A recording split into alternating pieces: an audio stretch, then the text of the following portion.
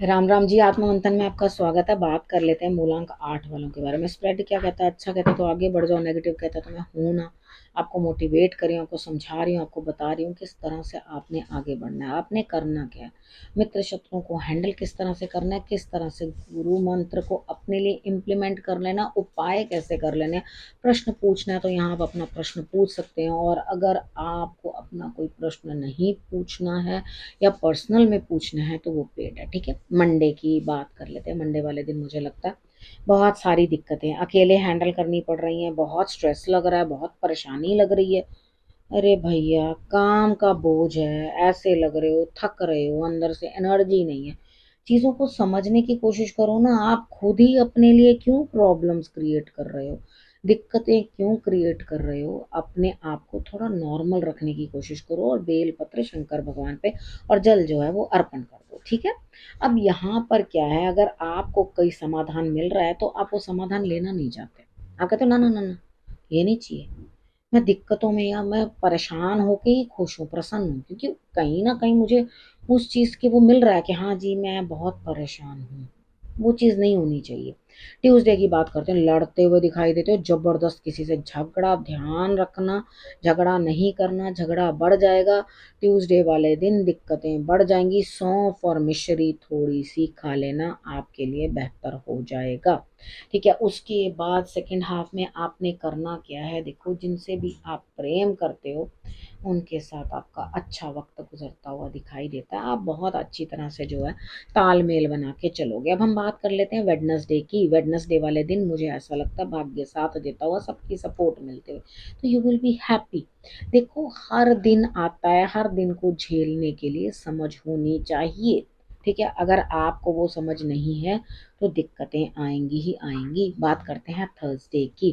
Thursday वाले दिन मुझे ऐसा लगता है यहाँ स्थिति कुछ इस तरह की बनती हुई दिखाई देती है कि आप कहीं ना कहीं अपने आप को जो हो समझने की कोशिश करोगे, काम जो करोगे जीत हासिल होगी, लेकिन वो सुबह सुबह के टाइम जो करना है वो कर लोगे, सेकेंड हाफ में आके फिर ढेर। मुझे थकावट हो रही है, मेरे शरीर साथ नहीं दे रहा, ये हो रहा है, वो हो रहा है, तो बहुत सारी चीज़ें जो है नेगेटिव बॉडी में हो रही हैं। तो आप इतना ज़्यादा थक रहे हो कि आप काम कर नहीं पाओगे। बात कर लेते हैं फ्राइडे की।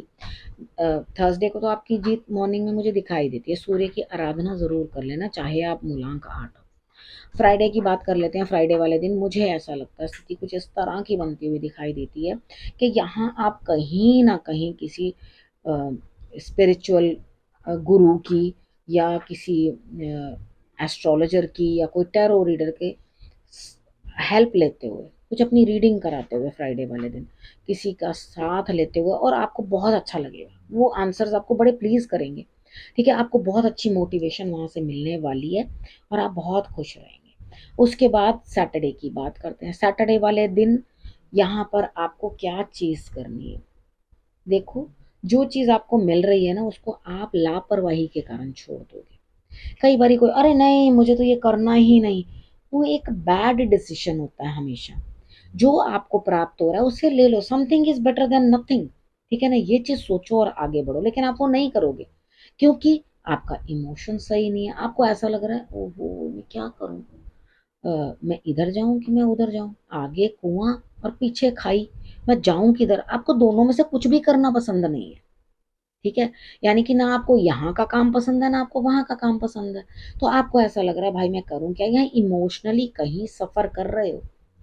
तो थोड़े अपने इमोशंस को कंट्रोल करो भाई, शंकर भगवान पे जल अर्पण करो, शंकर भगवान की आराधना और माता की सेवा, ये दोनों आपके इमोशंस को इंटैक्ट रखते हैं।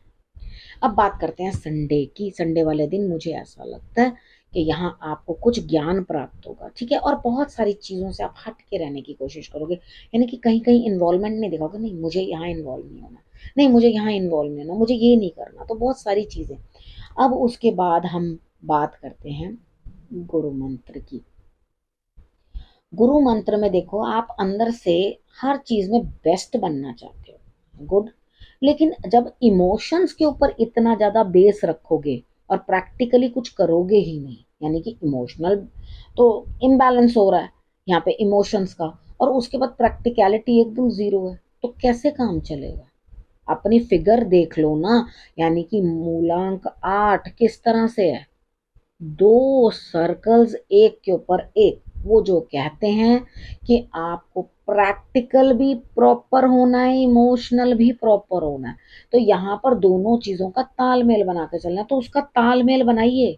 यहाँ पे कोई सीनियर लेडी आपको हेल्प करती हुई, आपकी क्वेरीज से आपको निकालती हुई, समझाती हुई, जो कि अकेले ही जूझ रही है आपके साथ, ठीक है, आपको उस चीज को समझना है, उनकी हेल्प लेनी है, उनकी मदद लेनी है। अगर वो कुछ बोल रही है तो उस चीज को आपने अंडरस्टैंड करना है, क्योंकि लाइफ में स्ट्रगल तो है। उसके लिए अगर कोई मोटिवेशन मिलती जाए तो नथिंग लाइक इट। लेकिन आप क्या करोगे, अपनी ही बात ऊपर धरने की कोशिश करोगे, आप अपने आप को ही राइट प्रूव करने की कोशिश करोगे, वहां समझने की कोशिश नहीं करोगे कि सामने वाला बंदा आपको लीडर बनाने के लिए लगा हुआ है, आपके लिए जो मेहनत कर रहा है वो चाहता है कि आप वो सारी बागडोर संभाल लो जो आपके काम की है, ठीक है, वो चीजें समझ लो। लेकिन आप किसी के साथ इत्तेफाक नहीं रखोगे, अपनी बातें करी जाओगे और अपने वर्किंग प्रोसेस को धीमा कर, यहाँ धीमा होता हुआ दिखाई देता है वर्क प्रोसेस। तो आपको क्या करना है, आपको इन चीजों को समझना है और तरीके के साथ चलना है, ठीक है। अब आपने करना क्या रखना, अपना और अपनों का बहुत अच्छे से ध्यान, और फिर से मेरे आने का करना इंतजार। तब तक के लिए नमस्कार।